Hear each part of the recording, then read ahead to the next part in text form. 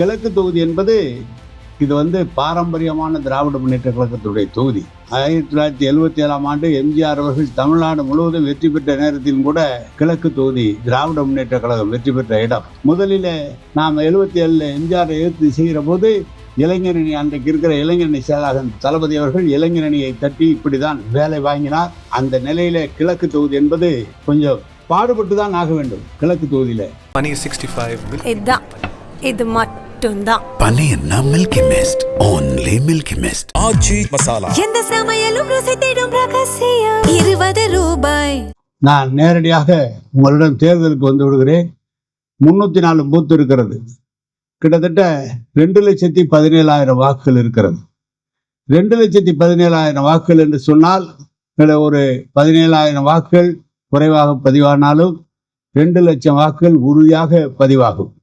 அப்படி உறுதியாக பதிவாகிற போது நம்முடைய பங்கு எப்படி இருக்க வேண்டும் என்று சொன்னால், உங்களுக்கெல்லாம் தெரியும், ஒரு பூத்துக்கு 10 பேர் ஏற்கனவே போட்டிருக்கிறோம். 100 ஓட்டுக்கு ஒருத்தர் என்ற அளவில் வந்திருக்குது. அப்படி பார்த்தால் 300 பூத்துக்கு 3000 பேர் இருக்கிறாங்க. 3000 பேரும் கிட்டத்தட்ட ஒருவருக்கு 30 வாக்குகள் நீங்கள் அதை வாங்கிவிட்டீர்கள் என்று சொன்னால் அவருடைய வெற்றி இன்றைக்கே உறுதி செய்யப்பட்ட வெற்றியாக இருக்கு. ரொம்ப மெனக்கடலாம் வேணாம்.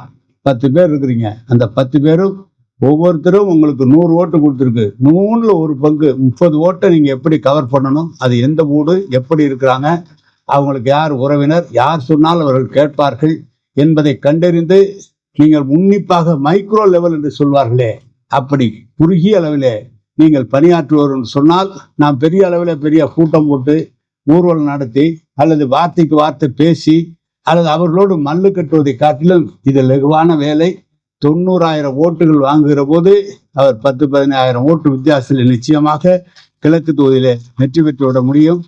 கிழக்கு தொகுதி என்பது இது பாரம்பரியமான திராவிட முன்னேற்ற கழகத்துடைய தொகுதி. 1977 எம்ஜிஆர் அவர்கள் தமிழ்நாடு முழுவதும் வெற்றி பெற்ற நேரத்திலும் கூட கிழக்கு தொகுதி திராவிட முன்னேற்ற கழகம் வெற்றி பெற்ற இடம். எனவே இது ஒரு பாரம்பரியமாக இருக்கிற இடம். உங்களுக்கு எந்த இடத்துல அடர்த்தியாக நமக்கு வாக்குகள் கிடைக்கும் என்பது நமக்கே தெரியும். எல்லா இடம் சொன்னால் என்ன, எங்க பகுதியில வாக்கு குறைவாக இருக்கிறது, அந்த பகுதியில வாக்கு கூடுதலாக இருக்கு என்றெல்லாம் கருத தேவையில்லை.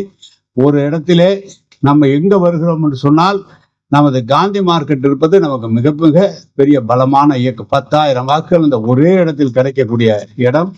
எனவே நாம் பெறக்கூடிய வாக்குகள் என்பது ஒவ்வொரு மாநகர் மன்ற உறுப்பினர்கள் இருக்கிறார்கள், 23 மாநகர் மன்ற உறுப்பினர்கள் இருக்கிறார்கள், 46 வட்ட செயலாளர்கள் இருக்கிறார்கள், 3000 பேர் BLC இருக்கிறார்கள். அப்புறம் BLA 2 BLA வட்ட செயலாளர்களை தாண்டி ஒரு ஆள் தயாரிக்கப்படக்கூடிய ஓட்டு என்பது வெறும் 30 வாக்குகள் நீங்கள் உருவாக்கி விட்டால், அது உங்களுடைய வீட்டில் 4 ஓட்டு போனால் 26 ஓட்டு தான் நீங்கள் வாங்க வேண்டும்.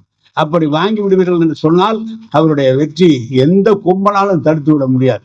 அதுதான் இருக்கிற நிலைமை. எனவேதான் நமக்கு அந்த எப்பவுமே ஆதரவான வாக்குகள் இருக்கும். பொதுவாக நமக்கு எடுத்த உடனே பார்த்தீங்கன்னா 50,000 வாக்குகள் நமக்கு வந்துவிடும். பாக்கி 40,000 இன்னும் குறுக போனால் சொன்ன 50,000 வாக்குகள் இயற்கையாக வந்துவிடும். 40,000 வாக்குகள் நமக்கு ஆதரவாக இருக்க வேண்டும்.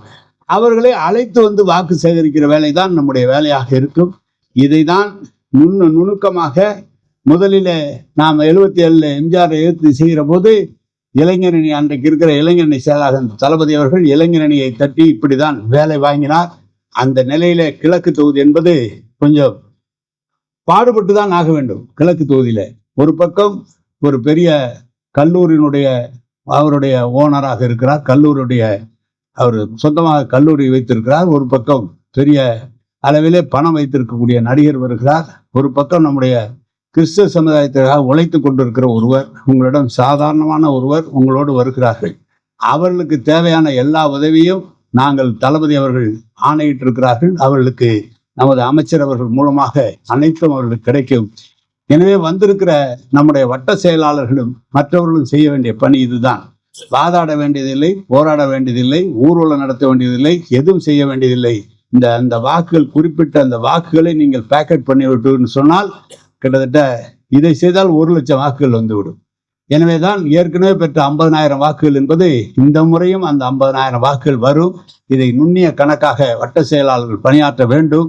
அப்படி பணியாற்றுவதை நம்முடைய அமைச்சரவர்கள் உறுதி செய்து கொள்ள வேண்டும் என்று உங்களை எல்லாம் அன்போடு கேட்டு, உழைப்போம், வெற்றி பெற வைப்போம், மீண்டும் தளபதி ஆட்சியை உருவாக்குவோம் என்ற தோழமை கட்சியினுடைய அத்தனை பேருடைய ஒத்துழைப்போடு அனைவருக்கும் நன்றி சொல்லி விடைபெறுகிறேன். வணக்கம், நன்றி.